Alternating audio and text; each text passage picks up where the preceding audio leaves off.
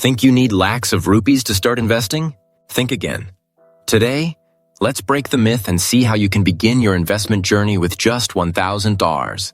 Whether you're a student, a working professional, or simply curious, this is for you.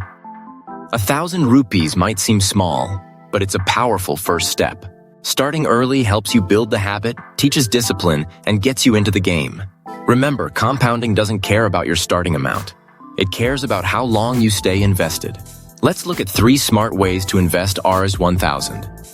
First, try mutual funds through a systematic investment plan, or SIPP, in a low-cost index fund like Nifty Fee. Apps like Grow, Zerodha, or HDFC Sky make it easy. Second, consider the stock market. You can buy fractional shares or small-cap stocks, even with just Rs 1,000. Third, if you prefer low risk, recurring deposits or digital gold are great options. Each of these helps you start small and learn as you go. Don't wait for the perfect time or a big amount. Start now and learn along the way. Shifting your mindset is key to long-term success. Your Rs 1,000 today could become Rs 10,000 tomorrow. It's not about the amount, it's about taking action. Start investing now.